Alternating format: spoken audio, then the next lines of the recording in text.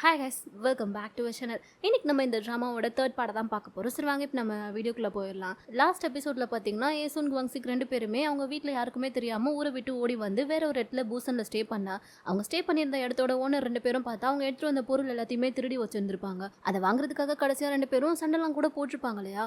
So இப்போ இந்த எபிசோட ஸ்டார்டிங்லேயே பார்த்தா ரெண்டு பேருமே வந்து போலீஸ் ஸ்டேஷனில் உட்காந்துட்டு இருக்காங்க. ஏன்னா அந்த ஓனர் லேடி வந்து கம்ப்ளைண்ட் கொடுத்துட்டா போல இவங்க ரெண்டு பேருமே மைனர் இப்படி ஊரை விட்டு ஓடி வந்திருக்காங்கன்னு சொல்லிட்டு அதனால தான் போலீஸ் ஸ்டேஷன் கூட்டிட்டு வந்து உட்கார வச்சிருக்காங்க. அங்க இருக்க ஒரு போலீஸ் வந்துட்டு விசாரிக்கிறன்ற பேர்ல கையில இருக்க ஃபைலை வச்சு இவங்க ரெண்டு பேர் தலையிலையும் அடிக்க போக அதை பார்த்ததுமே குவாங்சிக் வந்துட்டு ஏசன் தலையில அவர் அடிச்சிடக்கூடாதுன்னு சொல்லிட்டு கையை வச்சு தடுத்துடுறான். இதை பார்த்ததும் அந்த போலீஸ்க்கு வந்துட்டு கோவம் வருது. ஓ, காதல் அந்த அளவுக்கு அதிகமா இருக்கா, என்னடா ரொம்ப திமிரா பண்றியா, ஒரு ஆஃபீஸர்னா நான் அடிக்க போறது நீ தடுப்பியான்ற மாதிரி கேட்டு அவர் பாட்டுக்கு இவனை அடிக்கிறதுக்காக போக இதை பார்த்ததுமே ஏசன் சும்மா இல்லாமா, அம்மா நீங்க அடிச்சா பின்ன நாங்க வாங்கிட்டு அமைதியாவே இருக்கணுமா, திருப்பி நாங்க கேள்வி எல்லாம் கேட்க கூடாதான்னு சொல்லிட்டு அவ பாட்டுக்கு லாலாம் பேச ஆரம்பிச்சிடுறான். இவங்க ரெண்டு பேரும் இப்படி ஒத்துமையா பேசுறத பார்த்ததுமே அந்த போலீஸ்காரருக்கே ஒரு மாதிரியா தான் இருக்கு. ரொம்ப ரோமியோ ஜூலியட் காதல் மாதிரி அதிகமான காதல் இருக்கு போலியே. இப்போ உங்களுக்கு என்னதான் பண்ணணும்ன்ற மாதிரி அவரே கேட்கும்போது அவனை அடிக்காதீங்க ப்ளீஸ்ன்ற மாதிரி இப்போ ஏசுன்னு பார்த்தா அவனுக்காக பேசிட்டு இருக்கா. ஆக்சுவலா பார்த்தா நாங்க ரெண்டு பேருமே மைனர், ஸோ நீங்க எங்களுக்கு தான் வந்துட்டு பாதுகாப்பு கொடுக்கணும். ஆனா அவங்க ரெண்டு பேரும் சொன்னதை கேட்டு இப்படி எங்களை வந்து போலீஸ் ஸ்டேஷன்ல கூட்டிட்டு வந்து உட்கார வச்சிருக்கீங்களேன்ற மாதிரி பேசிட்டு இருக்கா. அப்ப அந்த போலீஸ்லேயே சீஃப் ஒருத்தர் இருக்காரு. அவர் பார்த்துட்டு சரி ஓகே நாங்க எதுவுமே பேசல, ஃபர்ஸ்ட் உங்க ரெண்டு பேரோட வீட்டுல இருந்து பேரண்ட்ஸ் வரட்டும், அப்புறம் எதுவாக இருந்தாலும் பாத்துக்கலான்ற மாதிரி சொல்லும்போது அப்பதான் இன்னொரு போலீஸ்கார் சொல்றாரு, இல்ல இல்ல ஆல்ரெடி இந்த பையனோட அம்மா வந்துட்டாங்கன்ற மாதிரி சொல்லவும் அப்பதான் ஹீரோவோட அம்மா வராங்க. வந்தவங்க நேரா இவனை வந்து அடிப்பாங்க இல்லைன்னா கட்டி பிடிச்சி எதுவும் கொஞ்சுவாங்கன்னு சொல்லி பார்த்தா அது எதுவுமே பண்ணாம ஏண்டா பொருளெல்லாம் எடுத்துட்டு வந்தியா, எங்கடா அது நீ எடுத்துட்டு வந்த தங்க தவளை எங்கன்ற மாதிரி அதை பத்தி தான் கேட்டுட்டு இருக்காங்க. இவன் எதுவுமே பேசாம அமைதியா இருக்கவும் அவங்க ஏசன் கிட்ட போயிட்டு எங்கம்மா அதெல்லாம்ன்ற மாதிரி கேட்க அவ பார்த்தா எதுவுமே பேசாம முகத்தை திருப்பிக்கிறா. ஸோ அதுலயே அவங்களுக்கு புரிஞ்சு போச்சு எல்லாத்தையும் தொலைச்சிட்டாங்க போலன்னு சொல்லிட்டு அதுக்கப்புறமா தான் குவாங்சிக் பார்த்தா இங்க நடந்த விஷயம் எல்லாத்தையுமே சொல்றான். அதே சமயம் இன்னொரு பக்கம் அந்த ஹோட்டல் ஓனர் லேடி இருக்காங்க இல்லையா, அவங்க பார்த்தா இவங்க கிட்ட நாட்டை போட்ட பொருள் எல்லாத்தையுமே எடுத்துட்டு போயிட்டு ஃபர்ஸ்ட் பூசனுக்கு வந்தப்போ இவங்க ரெண்டு பேருமே ஒரு நகை கடைக்கு போயிட்டு அவங்களுடைய நகையெல்லாம் விற்க பார்த்துருப்பாங்களே, அதே கடையில் எடுத்துட்டு வந்து அந்த நகை எல்லாத்தையுமே இவங்க விற்க பார்க்க ஆல்ரெடி அந்த லேடி தான் ஏசனும் குவாங்சிக்கும் விற்க போகும்போது அந்த தங்கத்தவளையை பார்த்துருப்பாங்க இல்லையா. ஸோ இப்போ இந்த லேடியும் அதையே கொண்டு வந்ததை பார்த்ததுமே கண்டுபிடிச்சிட்டாங்க அவங்க கிட்ட இருந்து திருடி எடுத்துட்டு வந்த நகை தான் இதுன்னு சொல்லிட்டு. அதனால அதை வாங்கிக்காம அவங்க பாட்டுக்கு கிராஸ் கொஸ்டின்லாம் கேட்டுட்டு இருக்க இந்த பொம்பளையும் பார்த்தா கடுப்பாயிட்டு இப்போ நீங்க இதை வாங்கிப்பீங்களா இல்லையான்ற மாதிரி கேட்கவும் அதெல்லாம் வாங்கிக்க முடியாதுன்ற மாதிரி சொல்லிட்டு கடையோட ஓனர் பார்த்தா அனுப்பி விட்டுறாங்க பொருள் எதையுமே வாங்கிக்காம. அப்படியே கட் பண்ணா இப்போ அடுத்த சீன்ல குவாங்சிக்கோட அம்மா வந்துட்டு நேராக அந்த ஹோட்டலுக்கே தேடி வந்துட்டாங்க. எடுத்த பேக் ஒழுங்கு முறையை திருப்பி கொடுத்துருன்ற மாதிரி கேட்க அந்த பொம்பளை ஒத்துக்கவே மாட்டேங்கிறா, நான் தான் அதை திருடுனேன்னு சொல்லிட்டு. அதனால இவங்க கடுப்புல என்ன பண்றாங்கன்னா அங்க யாராச்சும் தங்குறதுக்கு வருவாங்களா கஸ்டமர், அவங்க எல்லாருக்கிட்டையுமே இந்த பொம்பளையை நம்பி இங்க தங்காதீங்க, அப்புறம் உங்களை தங்க வச்சுட்டு உங்க கிட்ட இருக்க பொருள் எல்லாத்தையுமே இவளே ஆட்டையை போட்டுப்பான்னு சொல்லிட்டு எல்லாருமே அங்கிருந்து அனுப்பி விட்டுறாங்க. இதை பார்த்து அந்த லேடி டென்ஷன் ஆகி வந்து சண்டை போட்டுட்டு இருக்கா. இப்போ உனக்கு என்னதான் பிரச்சனை, ஏன் இப்படி எல்லாம் பண்ணிட்டு இருக்கேன், அதான் நான் சொல்றேன்ல உன் பையனோட பொருள் எதையுமே நான் எடுக்கலன்ற மாதிரி சொல்ல போய் சொல்லாதா, அதுல என்னுடைய குடும்பத்தோட தங்க மீன் இருந்துச்சு அதை மட்டும் கொடுத்துட்றி, அதை மட்டும் எடுத்துட்டா நான் போயிடுவேன்ற மாதிரி அவங்க சொல்லும்போது எது தங்க மீனா, தங்க மீன்லாம் ஒன்றும் கிடையாது, தங்க தவளை தானே இருந்துச்சுன்ற மாதிரி சொல்லிட்டு தவளை தன்வாயாலே கெடுன்ற மாதிரி இந்த லேடி அவசரப்பட்டு உண்மையை சொல்லிடா. மாட்டினியாடி, அப்போ நீ தான் அந்த பேக்கை திருடி இருக்கல, ஒழுங்கு முறையதே என் பேக்கை கொடுத்துருன்ற மாதிரி சொல்ல மாட்டிக்கிட்டுமே என்ன பண்றதுன்னு தெரியாம இந்த லேடியும் இப்போ அவங்க முடியை பிடிச்சிக்கிட்டு சண்டை போட ஆரம்பிச்சிட. ஹீரோவோட அம்மாவும் விடுற மாதிரி இல்லை, ரெண்டு பேரும் அப்படியே முடியை பிடிச்சிக்கிட்டு மல்லு கட்டிட்டு இருக்கும் போதே கரெக்டாக பார்த்தா போலீஸ் அங்கே வராங்க. அந்த நகையை வந்துட்டு விற்கலான்னு சொல்லிட்டு ஒரு நகை கடைக்கு போயிருப்பாங்க இல்லையா, அந்த லேடி வந்துட்டு கம்ப்ளைண்ட் பண்ணாங்க போல போலீஸ் கிட்ட. ஸோ வந்த போலீஸும் பார்த்தா இப்போ அந்த ஓனர் லேடி அரெஸ்ட் பண்ணும்போது இதோட 10வது தடவை நானும் உன்னை அரெஸ்ட் பண்ணி கூட்டிட்டு போறேன், எப்போதான் நீ எல்லாம் திருந்த புரியுன்ற மாதிரி சொல்லிட்டு கையில் விலங்க போட்டு கூட்டிட்டு போக அடிப்பாவி 10வது தடவை திருடுறாளான்ற மாதிரி சொல்லிட்டு குவாங்சிக்கோட அம்மா பார்த்தா அவளை திட்டிட்டு இருக்காங்க. திட்டினவங்க அதோட சும்மா இல்லாம அந்த லேடியோட ஹஸ்பண்ட் ஒருத்தர் இருப்பார்ல அவரை மிரட்டி ஏறிட்டி அப்படியே அவங்களுடைய பேக் எல்லாத்தையுமே கரெக்டாக வாங்கிட்டாங்க போல. ஸோ வாங்கிட்டு அப்படியே கெத்தா வெளியே வர அங்கதான் ஒரு ஓரமா பார்த்தா ஏசுன் குவாங்சிக் ரெண்டு பேருமே குத்த வச்சு உட்காந்து ஏதோ சாப்பிட்டுட்டு இருக்காங்க.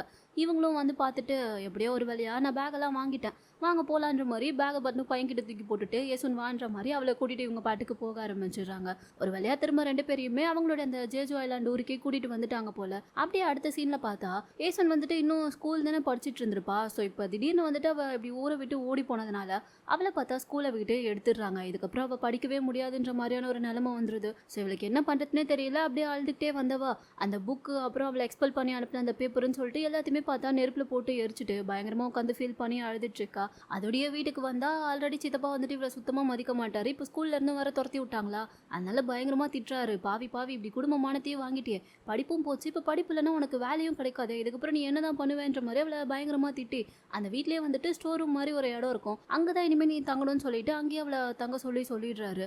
அதே மாதிரிதான் இந்த பக்கம் குவாங்சிக் வீட்டுல பார்த்தா அவங்க அப்பா வைக்கிறாரு ஒன்னு காணத்திலேயே பொழுக்குன்னு. என்ன தைரியம் இருந்தா அந்த பொண்ணை நம்பி நீ பாட்டுக்கு நிற்க நகை எல்லாத்தையுமே எடுத்துட்டு போவ. உன் பாட்டியை பத்தி கொஞ்சமாச்சும் யோசிச்சு பார்த்தியாடான்ற மாதிரிலாம் அவர் பாட்டுக்கு திட்டிட்டு இருக்கா. இவனும் அவன் மேல எந்த தப்புமே இல்லைன்ற மாதிரி இயேசுனுக்கு சப்போர்ட் பண்ணி தான் பேசிட்டு இருக்கான். அதை பார்த்ததுமே பாட்டி கோவத்துல கிடைக்கிற பொருளெல்லாம் தூக்கி அவன் மேல அடிச்சிட்டு இருக்காங்க. ஆனா அம்மா தான் விடுங்க, இதுல நம்ம என்ன பண்ண முடியும், 2 பேரும் ஏதோ சின்ன வயசுல தெரியாம தப்பு பண்ணிட்டாங்க, ஸோ பேசி தான் புரிய வைக்கணும், அவசரப்படாதீங்கன்ற மாதிரி சொல்ல, இதுக்கப்புறம் இவனுக்கு நீ சாப்பாடே போடக்கூடாதுன்ற மாதிரி அப்பாவும் இங்க அவனை திட்டிட்டு இருக்க. குவாங்சிக்கு வந்துட்டு இதெல்லாம் ரொம்ப கஷ்டமா இருக்கு. அது மட்டும் இல்லாம அவங்க அப்பா சொல்லி தான் இயேசுனை வந்துட்டு ஸ்கூலை விட்டு அனுப்பிட்டாங்கன்றதே அவனுக்கு தெரிய வருது. ஸோ ரொம்ப ஃபீல் பண்றான். என்ன மட்டும் ஸ்கூல்ல இருந்து எடுக்காம ஜஸ்ட் சஸ்பெண்ட் மட்டும் தான் பண்ணிருக்காங்க. ஆனா இயேசுன் மட்டும் என்ன தப்பு பண்ணா, ஏன் அவளை மட்டும் ஸ்கூலை விட்டே தூக்கிட்டாங்கன்ற மாதிரி ஃபீல் பண்ணவன் நேரா இயேசுனோட சித்தப்பா கிட்ட வந்துட்டு, நாங்க பண்ணது தப்பு தான், ஆனா அதுக்கு இதுக்கப்புறம் இருக்க ஒரே வழி நாங்க 2 பேரும் கல்யாணம் பண்ணிக்கிறது தான். எனக்கு இயேசுனை ரொம்ப பிடிச்சிருக்கு, ப்ளீஸ் அவளை எனக்கே கல்யாணம் பண்ணி வச்சிருக்கன்ற மாதிரி கேட்க, எனக்கு ஒன்றும் பிரச்சனை இல்லைப்பா, ஆனால் உங்கள் குடும்பத்தில் யாருமே அதை ஏற்றுக்க மாட்டாங்க. கண்டிப்பாக அவள் வந்துட்டு உங்கள் வீட்டுக்கு மருமகளாக வந்தானா உன் பாட்டி இருக்கே அவளை பேசியே கொண்டாலும் கொண்டுருவாங்க. ஏன்னா ஆல்ரெடி உன் பாட்டி பேய் ஓட்டுறவங்கன்றதுனால இயேசுன அம்மாவோட ஆவி அவன் மேலே தான் இருக்குன்னு சொல்லி ஊர் ஃபுல்லாக சொல்லிட்டு தெரியுறாங்க. இப்போ அவளை மட்டும் நான் உங்கள் வீட்டுக்கு அனுப்பிச்சேன்னா அதுக்கப்புறம் அவளோட நிலைமை என்ன ஆகுன்ற மாதிரி வேணான்னு சொல்லிட்டு இருக்க. அதே சமயம் தான் இயேசுன் கிட்ட பார்த்தா வம்சிக்கோட அம்மா வந்துட்டு ஏதோ பேசிட்டு இருக்காங்க. அப்படி பேசிட்டு இருக்கவங்க கிட்ட இயேசுன் பார்த்தா, நான் உங்ககிட்ட ஒன்று மட்டும் சொல்லட்டுமான்ற மாதிரி சொல்லிட்டு ஏதோ ஒன்று சொல்றா. ஆனால் என்ன சொன்னா ஏதுன்றதெல்லாம் நமக்கு காமிக்கல. அடுத்ததே பார்த்தா கோவமா கதவு திறந்துட்டு வெளியே வந்தவ எங்க வங்சிக்கு வந்துட்டு அவளுடைய சித்தப்பா கிட்ட பொண்ணு கேட்டுட்டு இருந்திருப்பான் இல்லையா. அங்க வந்துட்டு, என்ன எனக்கு பாவப்பட்டு வாழ்க்கை பிச்சை போடுறதுக்காக இங்க வந்தியா, நான் ஒன்றும் உன்னை எல்லாம் கல்யாணம் பண்ணிக்க மாட்டேன், உன்னை விட பணக்காரனா சியோல இருக்க ஒரு பையனை தான் நான் கல்யாணம் பண்ணிப்பேன், உன்னை விட நல்லாவே வாழ்வேன், ஆனா உன்னை மட்டும் எக்காரனை கொண்டு நான் கல்யாணமே பண்ணிக்க மாட்டேன்ற மாதிரி இவ பாட்டுக்கு கத்திட்டு கோவமா கதவை சத்திட்டு போயிட குவங்சிக்கு என்ன பண்றதுனே தெரியல. இப்போ நம்ம என்ன தப்பு பண்ணிட்டோன்ற மாதிரி பாவம் அவன் பார்த்தா நடுவில் மாட்டிக்கிட்டு பாவமா உட்காந்துட்டு இருக்கான். அங்க கட் பண்ணி இப்போ அடுத்த சீன்லேயே பார்த்தா இயேசுக்கு வந்துட்டு அவளுடைய வீட்டில் ஒரு பணக்கார வீட்டில் வந்து மாப்பிள்ளையை உண்மையாகவே பார்த்துட்டாங்க போல. ஸோ அவரை பார்த்து பேசுறதுக்காக தான் இவன் வந்திருக்கா. அவன் பார்த்தா ஏற்கனவே கல்யாணம் ஆனவ. அது மட்டும் இல்லாமல் இவளை விட வயசு வந்துட்டு ரொம்ப ஜாஸ்தி. இவன் வந்துட்டு மைனர் தான், ஆனால் அவனுக்கு பார்த்தா 30 வயசு கிட்ட இருக்குமா. அதோட ஏற்கனவே ஒரு கல்யாணம் ஆகி அந்த ஒய்ஃப் என்ன ஆனான்றதுலாம் தெரியல. ஸோ அவன் பாட்டுக்கு பேசிட்டு இருக்கான் ஏதோ இவன் என்ன பண்ணுறதுன்னு தெரியாமல் ஏதோ ஒரு மாதிரி யோசிச்சுக்கிட்டே எல்லாத்தையும் கேட்டுகிட்டே உட்காந்துட்டு இருக்கா. அப்படியே இப்போ இந்த பக்கம் பார்த்தா குவங்சிக்கு வந்துட்டு இந்த மாதிரி யேசுனுக்கு அவங்க வீட்டில் மாப்பிள்ளை பார்த்துருக்காங்கன்ற விஷயம் தெரிய வந்துருச்சு போல. அதனால நேராக அவங்க வீட்டுக்கு வந்துட்டு இவங்க அம்மா மீன்லாம் பிடிச்சி வச்சிருப்பாங்க இல்லையா விற்கிறதுக்காக, அது எல்லாத்தையுமே பார்த்தா டப்பாவை கொண்டு வந்து அடிக்கிட்டு, இது எல்லாத்தையுமே நான் உங்களுக்காக கொடுக்குறேன், ப்ளீஸ் ஏசுனுக்கு மட்டும் வேற யாரையும் கல்யாணம் பண்ணி வச்சிடாதீங்க, அவளை என்கிட்டயே கொடுத்துருங்க, என்னால் மட்டும்தான் அவளை பத்திரமா பார்த்துக்க முடியும், எனக்கும் அவளை ரொம்ப பிடிக்கும், அவளுக்கும் என்ன தான் பிடிக்கும்ன்ற மாதிரி கெஞ்சிட்டு இருக்கான். ஆனால் சித்தப்பா பார்த்தா, அதுக்கு நான் என்ன பண்ண முடியும், நானா அதெல்லாம் வேணான்னு சொன்னா அவள் தானே உன் மூஞ்சிக்கு நேராகவே வந்துட்டும் நான் பிடிக்கலன்னு சொல்லிட்டு போனா, இதெல்லாம் என் கையில் எதுவும் இல்லைன்ற மாதிரி சொல்லிட்டு இருக்கும்போது அங்கே இயேசுனோட பாட்டி இருக்காங்க இல்லையா, அவங்க பார்த்தா இத்தனை நாள் அவளும் அப்படி சொல்லலை தான், ஆனால் உன் அம்மாக்காரி வந்து ஏதோ பேசிட்டு போனான், அதுக்கப்புறம் தான் அவளும் அப்படி மாறிட்டான்ற மாதிரி ஏதோ சொல்ல வராங்க. பட் அதுக்குள்ளே பார்த்தா ஏசுனா அவளுக்கு பார்த்துருக்காங்க இல்லையா ஒரு பையன், அவங்க 2 பேரும் அந்த பக்கம் வீட்டுக்கு அப்படியே பேசிகிட்டே நடந்து வர, அதை பார்த்ததுமே குவங்சிக்கு நேராக போயிட்டு ஏசுன் கையை பிடிச்சிட்டு நீ வா இங்கிருந்து நம்ம போகலான்ற மாதிரி அவளை கூட்டிகிட்டு போக பார்க்குறான். இதை பார்த்ததும் அந்த பையன் கொஞ்சம் காண்டாகி, டி நான் ஒருத்தங்க நின்றுட்டு இருக்கேன், நீ பாட்டுக்கு அவளை கூட்டிகிட்டு போகிறேன்ற மாதிரி சண்டை போட வர, நீ வாயை மூடிட்டு அமைதியாக நில்லுன்ற மாதிரி இவன் பாட்டுக்கு பார்த்தா ஏசுனை எழுத்துட்டு வந்துடுறான். 2 பேருமே ஒரு இடத்துல அவங்களோட லவ் சொல்லியிருப்பாங்களே, இப்போ அங்கே தான் வந்திருக்காங்க. அங்கே வந்ததுமே இவன் பார்த்தா எதுவுமே யோசிக்காம அவள் கையில் ரிங்க போட்டுட்டு வா நம்ம கல்யாணம் பண்ணிக்கலான்ற மாதிரி சொல்ல, இவ கோவத்தில் உன்னைய கல்யாணம் பண்ணிக்கிட்டு நான் என்ன பண்ண போறேன்ற மாதிரி அந்த ரிங்க பார்த்தா தூக்கி போட்டுடுறா. இவனுக்கு ஒன்றுமே புரியல, ஏன் என்னாச்சுன்ற மாதிரி கேட்கும்போது, ஆமாம் உன்னை கல்யாணம் பண்ணிக்கிட்டா நான் கஷ்டம் தான் படணும், நான் சின்ன வயசுலேருந்து ஆல்ரெடி நிறைய கஷ்டப்பட்டுட்டேன், இதுக்கப்புறமும் என்னால் அப்படிலாம் இருக்க முடியாது, ஏற்கனவே என்னை ஆசைப்பட்டேன், என் படிப்பு என்னை விட்டு போச்சு, என்னால் இதுக்கப்புறம் கவிதை எழுத முடியுமான்னு கூட தெரியல, இப்போ நான் மறுபடியும் வந்துட்டு உன்னையே கல்யாணம் பண்ணிக்கிட்டேன்னா சின்ன வயசுலேருந்து நான் பட்ட கஷ்டம் எதுக்குமே அர்த்தம் இல்லாமல் போயிடும், ஸோ உன்னை நான் கல்யாணம் பண்ணிக்கிட்டு மறுபடியும் கஷ்டப்பட விரும்பலை, அதுக்கு பதிலாக நான் அவனை கல்யாணம் பண்ணிக்கிட்டா இத்தனை நாளாக என்னை கேவலமாக பார்த்தவங்க எல்லாருமே இதுக்கப்புறம் என்னை கொஞ்சம் மரியாதையாக பார்ப்பாங்க, அதோட அவன் வந்துட்டு என்னை படிக்க வைக்கிறனும் சொல்லியிருக்கான், என்னை காலேஜுக்கு அனுப்பி என்னை கவிதை எழுத வைக்கிறனும் சொல்லியிருக்கான், ஸோ அவனை கல்யாணம் பண்ணிக்கிட்டா மட்டும்தான் என்னால் நல்லா இருக்க முடியும், அதனால் நான் தயவு செஞ்சு உங்ககிட்ட கெஞ்சி கேட்குறேன், என் லைஃப்பை விட்டு நீ போயிடுன்ற மாதிரி இவளே சொல்லிடா. இவன் பாட்டுக்கு பேசிகிட்டே இருக்கா, ஆனால் இவனால் எதுவுமே பேச முடியல, ஏன்னா இயேசுன் வந்துட்டு எப்பயுமே கோவமாக தான் பேசுவான், பட் இந்த அளவுக்கு அவள் பேசி என்னைக்குமே இவன் கேட்டது இல்லையா, ஸோ ரொம்ப மனசுடைஞ்சு போயிடுறான். அவனுக்கு அழுக மட்டும்தான் வருது. இவளும் கடைசியாக இனிமேல் நீ என் லைஃப்பில் இருக்காது, நீ என் லைஃப்பில் இருந்தால் என்னால் நிம்மதியாகவே இருக்க முடியாது, நீ என் லைஃப்பில் இல்லைனா மட்டும்தான் நான் சந்தோஷமாக இருப்பேன்ற மாதிரி ஒரு வார்த்தை சொல்லிடா. அவ்வளோதான் குவங்சிக்கு பார்த்தா மொத்தமாக உடஞ்சு போயிட்டான். ஸோ இதுக்கப்புறம் இவகிட்ட பேசி என்னத்தை புரிய வைக்கிறதுன்னு தெரியாமல் அவன் அப்படியே அழுதுகிட்டே அங்கேருந்து போயிடா. இவ்வளோ நேரம் அவன் மனசு கஷ்டப்படுற மாதிரி பேசினவா இப்போ அவன் போனதுக்கப்புறமா பார்த்தா அவன் கொடுத்த ரிங்க கோவத்தில் தூக்கி போட்டிருப்பாளையா, அது உட்காந்து தேடிட்டு இருக்கா. பட் அது கடைசி வரைக்கும் அங்கே கிடைக்கவே இல்லை போல. ஸோ கிடைக்கலன்னு சொல்லிட்டு இவளும் ஒரு பக்கம் பயங்கரமாக ஃபீல் பண்ணி தான் அழுதுட்டு இருக்கா. அப்போ தான் இன்னொரு விஷயத்தையும் காமிக்கிறாங்க. குவங்சிக்கோட அம்மா வந்துட்டு இயேசுனை பார்த்து தனியாக பேசியிருப்பாங்கல்ல, அப்போ கூட இவ வந்துட்டு நான் உங்ககிட்ட ஒன்று கேட்கணுன்ற மாதிரி கேட்டிருப்பாளே, ஆனால் அது என்னென்னு நமக்கு அப்போ காட்டியிருக்க மாட்டாங்களையா. ஸோ இப்போ தான் அதை காமிக்கிறாங்க. இவ என்ன கேட்டிருப்பானா, இந்த மாதிரி உங்கள் பையன் வந்துட்டு நம்மளோட ஜேஜோ ஐலாண்ட்லேயே பெஸ்ட் அத்லட் போட்டாமே, அவன் போன இடத்துல அவன் தான் 4th பிளேஸ்ல இருக்கானாமேன்ற மாதிரி கேட்குறா. ஆக்சுவலாக அது உண்மைதான். குவாங்சிக்கு பார்த்தா இந்த ஓட்டப்பந்தயம்ன்றது ரொம்ப பிடிக்கும் போல. அவங்களுடைய ஜேஜு ஐலாண்ட்லேயே அவன் தான் வந்துட்டு அவன் போன இடத்துல 4th அத்லெட்டாக செலக்ட் ஆகியிருக்கான் போல. அந்த விஷயம் இவளுக்கு இப்போ தான் தெரியவே வருது. ஸோ அதை தெரிஞ்சுக்கிட்டு அம்மாவான்ற மாதிரி கேட்கும்போது அவங்க அம்மாவும் பார்த்தா ஆமாம் ஆமாம் அவன் மட்டும் இந்நேரத்துக்கு அதில் மட்டும் கான்சென்ட்ரேட் பண்ணியிருந்தானா 4வது இடம் என்ன 3வது இடம் இல்லை முதல் இடம் கூட வந்திருப்பான். ஆனால் தேவையில்லாமல் நடுவில் வேறு வேறு விஷயத்தில் அவனுடைய மைண்டு போனதுனால தான் இப்படி கடைசி பிளேஸ்க்கு வந்துட்டான். ஆனாலும் பரவாயில்ல, அவனுக்கு அது ரொம்ப பிடிச்சது தான். ஏன் இத்தனை நாளாக அவன் கூட பழகுறிய, உனக்கு இது தெரியாதான்ற மாதிரி கேட்கும்போது அப்போ தான் அழுதுகிட்டே சொல்கிறா, நான் எப்பயுமே நான் கவிதை எழுதுறதை பற்றி அவன்கிட்ட பேசியிருக்கேனே தவிர அவனுக்கு என்ன பிடிக்கும் பிடிக்காதுன்றத நானும் கேட்டது கிடையாது. அவனுமே வாயை திறந்து எனக்கு ஓட்டப்பந்தயம்னா ரொம்ப பிடிக்கும்ன்றத என்கிட்ட ஒரு தடவை கூட சொல்லவே இல்லை. அதனாலேயே எனக்கு அது தெரியல மாதிரி ஃபீல் பண்ணிட்டு இருக்கா.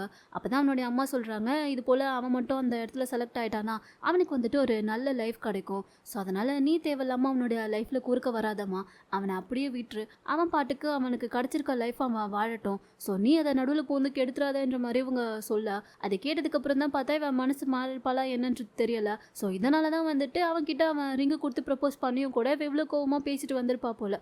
ஸோ அது எல்லாத்தையுமே இப்போதான் நமக்கு காமிக்கிறாங்க. அப்படியே இப்போ அடுத்த சீனில் பார்த்தா அதான் இவளே இப்படி கோவமா பேசிட்டால. ஸோ இதுக்கப்புறம் நமக்கு இந்த ஊர்ல என்னடா வேலை இருக்குன்னு சொல்லிட்டு குவாங்சிக் வந்து இங்க இருந்து சியோலுக்கு கிளம்பி போறதுக்காக கப்பல் ஏறிட்டான். ஏன்னா அவனுக்கு தான் வந்து ஓட்டப்பந்தயம் பிடிச்சிருக்குல்ல. ஸோ அதனால அவனுடைய அம்மாவும் பாட்டியும் தான் அவனை வந்துட்டு சியோலுக்கு அவனுடைய கோச் கூட அனுப்பிவிட்டு அங்கே போய் ட்ரைனிங் எடுத்து அவனை ப்ராக்டிஸ் பண்ணுறதுக்காக அனுப்பி வைக்கிறாங்க போல. இவன் பிடிக்காம விருப்பமே இல்லாமல் தான் போகிறான். ஏன்னா ஏசுனை விட்டு போகிறதுக்கு இவனுக்கு மனசே இல்லை. அதே சமயம் இந்த பக்கம் பார்த்தா ஏசுனுக்கு வந்து அவள் வீட்டில் பார்த்துருக்க பையன் வந்து அவளுக்கு கல்யாணத்துக்கு ட்ரெஸ் எல்லாம் எடுக்கணும்னு சொல்லிட்டு கூட்டிகிட்டு வந்து ட்ரெஸ் எல்லாம் எடுத்துட்டு இருக்கா. அவன் பாட்டிக்கு ஏதோ பேசிகிட்டு இருக்கான். இவளுக்கு வந்துட்டு இதில் விருப்பமே இல்லை.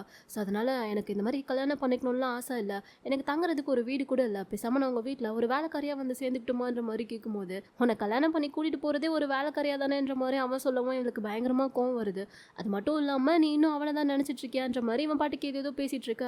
இவன் அவ்வளோதான் பயங்கரமாக டென்ஷன் ஆகிடுறா. அது மட்டும் இல்லாமல் அன்றைக்கி நைட்டு நீங்கள் 2 பேரும் பூசனில் என்ன பண்ணிட்டு இருந்தீங்கன்ற மாதிரி வேற இவன் கேட்கவும் இவன் டென்ஷன் ஆகி விடுற ஆளுன்ற மாதிரி சொல்லிட்டு அங்கேருந்து ஓடவே ஆரம்பிச்சிட்றா. ஏன்னா இவளுக்கு இப்போ தான் குவாங்சிக்கோட அருமை என்னன்றதே புரியுது. அவனை விட்டுட்டு கண்டிப்பாக நம்மளால் வேறு யாரு கூடயும் இருக்கவே முடியாதுன்னு சொல்லி புரிஞ்சுக்கிட்டு அவன் வேறு இப்போ கிளம்ப போனான்ல. ஸோ 12 மணி ஆனதும் இவ பார்த்தா டான் அங்கேருந்து ஓட ஆரம்பிச்சிடுறா. பயங்கரமாக மழை வேறு பேஞ்சிட்ருக்கு. அப்போவும் கத்திக்கிட்டே ஒரு வழியாக அந்த கப்பல் ஃபோர்ட் இருக்க இடத்துக்கு வந்துடுறா. கப்பல் பார்த்தா கரெக்டாக அந்த டைமுக்கு தான் கிளம்ப ஆரம்பிச்சிருக்கோம். இவ ஓடி வரதை பார்த்தா அங்கே அவனுடைய அம்மா பாட்டி எல்லாருமே பார்த்துடுறாங்க. இருந்தாலும் கப்பல் கிளம்புனதுனால இவளால் என்ன பண்ண முடியுன்ற மாதிரி சொல்லிட்டு அவங்க கொஞ்சம் ஃப்ரீயாக விட்டுடா. இவளும் கத்திக்கிட்டே ஓடி வந்துட்டுருக்கா. பட் அது பார்த்தா குவாங்சிக்கு வந்துட்டு ஃபஸ்ட்டு கேட்கவே இல்லை. அதுக்கப்புறமா அவனும் கிளம்பலான்னு சொல்லிட்டு அங்கேருந்து போக பார்க்கும்போது அவனுடைய பேக்கில் இருந்த ஹூக் வந்து அறுந்து கீழே விழுந்துறா.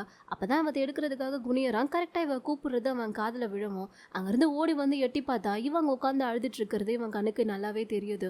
ஸோ என்ன பண்ணுறதுன்னு தெரியாமல் உடனே அந்த கப்பலோட கேப்டன் இருப்பார் இல்லையா, அவர்கிட்ட போயிட்டு ப்ளீஸ் ப்ளீஸ் கேப்டன் கப்பலை திருப்புங்க, நான் திரும்ப கரைக்கு போயாகணுன்ற மாதிரி சொல்லி சண்டை போட்டுட்ருக்கா. ஆனால் அவங்க யாருமே அதுக்கு ரெடியாக இல்லை. இவன் கூட வந்த கோச் தான் அவனை கூட்டிகிட்டு வந்துட்டு ஏன்டா நீ என்ன பைத்தியமா, ஏன்டா அப்படி லூஸ் மாதிரி பண்ணிட்டு இருக்க, அந்த பொண்ணு இல்லைன்னா நீ என்ன செத்தா போயிடுவேன்ற மாதிரி கேட்க இவனுக்கு என்ன தோணுச்சுன்னு தெரியல. உடனே வந்துட்டு கொஞ்சம் கூட யோசிக்காம கப்பல்ல இருந்து அப்படியே பார்த்தா தண்ணிக்குள்ள குதிச்சுட்டான். இவன் அப்படி தண்ணிக்குள்ள குதிச்சதை ஃபர்ஸ்ட் பார்த்தா இவனுடைய குட்டி தங்கச்சி ஒருத்தி இருப்பா. அந்த பொண்ணு தான் கரையாண்ட இருந்து பார்க்குறா. பார்த்ததுமே அம்மா அண்ணா தண்ணிக்குள்ள குதிச்சிட்டான்ற மாதிரி அந்த குட்டி பொண்ணு தான் பார்த்தா கரெக்டாக சொல்றா. ஸோ அதை பார்த்துட்டு அந்த துறைமுகத்தில் இருந்த எல்லாருமே வந்துட்டு என்னாச்சுன்ற மாதிரி ஏதோ பரபரப்பாக பார்த்துட்டு இருக்க.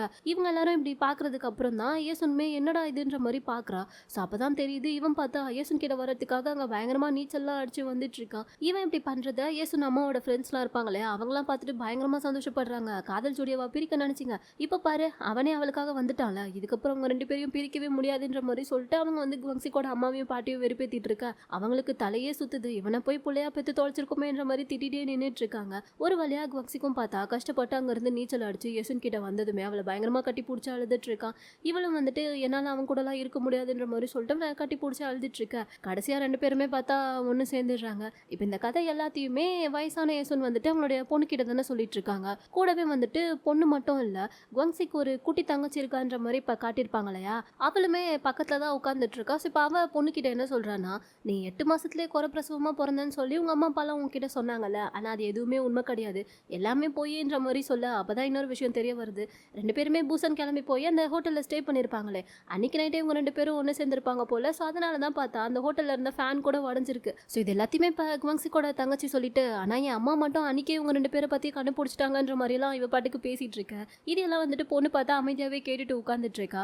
ஆனா நம்ம வயசான ஏசனும் ஏன்டி இப்படிலாம் பண்ணிட்டு இருக்க, நீ குடிச்சிட்டா ஏதோ பேசி உளறிட்டு இருக்க, போ உன் புருஷனுக்கு கால் பண்ணிட்டா முதல்ல இங்க இருந்து கிளம்புன்ற மாதிரி சொல்ல, அப்பவும் தங்கச்சிக்காரி பார்த்தா போக மாட்டேங்கிறா. இல்ல இல்ல, நீங்க 2 பேரும் ஊரை விட்டு ஓடி போனது, உங்களை பத்தி அந்த ஊரே ஃபுல்லா பேசினது, அது எல்லாமே உங்க பொண்ணுக்கு தெரியணும்லன்ற மாதிரி சொல்லிட்டு எல்லா விஷயத்தையும் சொல்றேன். இவ பாட்டுக்கு ஏதோ வளரிட்டு இருக்கா. ஏசுன் வந்துட்டு உடனே ஏங்க இங்க வந்து கொஞ்சம் இவ்வளவு பாருங்கன்ற மாதிரி கூப்பிடுவோம். குவாங்சிக் வந்து முதல்ல நீ என் வீட்டுல இருந்து கிளம்பு, அங்க உன் புருஷன் உன்னை தேடிட்டு இருக்க போறான்ற மாதிரி சொல்லிட்டு அவளை அங்க இருந்து அனுப்பி வச்சிடறான். அப்படியே கட் பண்ண இப்ப மறுபடியும் பிளாஷ்பேக்ல ஏசுனுக்கும் குவாங்சிக்கும் பிறந்த குழந்தைய 2 பேரும் அப்படியே கொஞ்சம் ரொம்ப பாசமா வளர்க்கறத தான் காமிக்கிறாங்க. இந்த குழந்தைய பாத்துக்கணுன்றதுக்காகவே ஏசுன் வந்துட்டு அவளுடைய மேற்படிப்பையும் ஸ்டாப் பண்ணிட்டா போல. ஸோ அதை பத்தி குவாங்சிக் கேட்டுட்டு இருக்கான். உனக்கு எதுவும் அது கஷ்டமா இருக்கா, குழந்தைனால தானே உன்னால படிக்க முடியாம போயிடுச்சுன்ற மாதிரி கேட்கும்போது அதுல என்ன இருக்கு, எனக்கு படிப்பை விட இவ தான் முக்கியம், இனிமே நம்ம லைஃப் எல்லாமே இவளுக்காக மட்டும்தானே, ஸோ இவளை பாத்துக்கிறதுனால அந்த படிப்பை நான் விடுறதுல எனக்கு ஒரு பிரச்சனையும் கிடையாதுன்ற மாதிரி சொல்ல 2 பேருமே பார்த்தா அந்த குழந்தை மேல அவ்வளவு பாசத்தை வச்சு வளர்த்துட்டு இருக்காங்க. அங்க கட் பண்ணா அப்படியே இப்போ இன்னொரு இடத்துல தான் காமிக்கிறாங்க. அங்க வந்துட்டு ஏதோ டூரிஸ்ட் பிளேஸ் போல. ஸோ அங்க மக்கள் எல்லாமே வந்திருக்கா. அங்க இருக்க ஒரு குழந்தை பார்த்தா ஒரு மண்ணை போய் நோண்டிட்டு இருக்கு. அந்த மண்ணுக்கு அடியில தான் குவாங்சிக் வந்துட்டு ஏசுனுக்கு ஒரு மோதிரம் போட்டு விடும்போது அவ அதை கோவத்துல தூக்கி போட்டிருப்பாள். அப்புறமா கூட தேடி பார்த்துருப்பான்னு அதை கடிச்சிருக்காது. அந்த மோதிரம் பார்த்தா இப்போ அந்த குழந்தை தோன்ற இடத்துல தான் இருக்கு. ஆனால் அது அந்த குழந்தையுமே பார்க்கலாம். ஏன்னா அந்த குழந்தையோட அப்பா வந்துட்டு அது அங்கேருந்து கூட்டிட்டு போயிடுறாரு. ஸோ அப்போதான் இன்னொரு விஷயத்தையும் காமிக்கிறாங்க. இவங்க 2 பேருமே அன்னைக்கு பூசனுக்கு ஓடி போகும்போது அடுத்த நாள் காலையில் ஏசுன் தூங்கி எழுந்துக்கும் போது குவாங்சிக் பார்த்தா அவளுக்கு தெரியாமல் எங்கேயோ ஒரு இடத்துக்கு வெளியே போயிட்டு வந்திருப்பான்ல, அது எதுக்காக போயிருப்பான்னா அவன் எடுத்துட்டு வந்த மோதிரத்தெல்லாம் மறுபடியும் எடுத்துட்டு போயிட்டு அந்த அடகு கடையில் கொடுத்து, இந்த மோதிரம் எல்லாமே வந்துட்டு என்னோடது தான், ஸோ இதை வச்சு நீங்கள் எனக்கு ஒரே ஒரு மோதிரம் மட்டும் அழகாக ரெடி பண்ணி கொடுக்க முடியுமா, அதை நான் ஏசுனுக்கு கொடுக்கணுன்ற மாதிரி கேட்டிருப்பான் போல. அவங்களும் இவன் ரொம்ப இப்படி கெஞ்சி கேட்குறத பார்த்துட்டு சரி ஓகே நான் செஞ்சு வைக்கிறேன்ற மாதிரி சொல்லியிருப்பாங்க. அதனால தான் அதை வாங்குறதுக்காக போயிருப்பான் போல. ஸோ அந்த மோதிரம் பார்த்தா இவன் வந்து ஏசுனுக்காகவே ஸ்பெஷலாக ரெடி பண்ணது, அதை தான் அவன் கொடுத்துருப்பான். ஆனால் அவள் தான் அதை ஏதோ ஒரு கோவத்தில் தூக்கி போட்டிருப்பாள். ஸோ அதுதான் பார்த்தா இப்போ மண்ணுக்குள்ளே புதஞ்சு போய் கிடக்குது. அடுத்த சீன்லேயே பார்த்தா இவங்க 2 பேரும் கல்யாணம் பண்ணிக்கிறதுக்காக ட்ரெஸ் எல்லாம் பர்ச்சேஸ் பண்ணிட்டு இருக்க. அங்கே ஏசுனுக்கு ஒரு ட்ரெஸ் வந்துட்டு ரொம்ப பிடிச்சி போச்சு. அதுதான் உனக்கு பிடிச்சிருக்குன்னா நீ எடுத்துக்கோன்ற மாதிரி குவாங்சிக் சொல்ல பின்னாடி அவங்க அம்மா நிற்கிறாங்க. பணம் நிறைய வச்சிருக்க போலியே, பண்ணு நீ பாட்டுக்கும் இஷ்டத்துக்கு செலவு பண்ணுப்பா, இன்னும் பணம் இருந்தனா பேசாம 2 பேரும் தனி கூட்டணும் கூட போய்க்கோங்கன்ற மாதிரி அவங்க பாட்டுக்கு திட்டிட்டு இருக்காங்க. ஆனால் இவன் அதெல்லாம் கேட்கவே இல்லை. உனக்கு பிடிச்சிருக்கா நீ எடுத்துக்கோ, பரவாயில்ல என்கிட்ட காசு இருக்குன்ற மாதிரி சொல்ல அப்படியான்ற மாதிரி இவளுக்கும் ரொம்ப சந்தோஷமா இருக்கு. ஆனால் அவங்க அம்மா தான் இவனெல்லாம் நான் பெற்றிருக்கவே கூடாதுன்ற மாதிரி சொல்லிட்டு சம்மகாலில் நின்றுட்டு இருக்காங்க. ஏன்னா அவங்களுக்கு பாவம் இதில் சுத்தமாக விருப்பமே இல்லை போல. பட் கடைசியில் பார்த்தா 2 பேருமே அவங்க ஆசைப்பட்ட மாதிரி கல்யாணமும் பண்ணிக்கிறாங்க. ஸோ இவங்களுடைய கல்யாணத்தோடைய இந்த ட்ராமாவோட 3rd பார்ட் பார்த்தா இங்கே முடியுது. இதுக்கப்புறம் அடுத்து இன்னும் என்னெல்லாம் நடக்க போகுதுன்றதை நம்ம நெக்ஸ்ட் பார்ட்டில் பார்த்துடலாம். இந்த வீடியோ உங்களுக்கு பிடிச்சிருந்தா லைக் பண்ணுங்கள், மறக்காமல் நம்ம சேனலுக்கு சப்ஸ்கிரைப் பண்ணுங்கள்.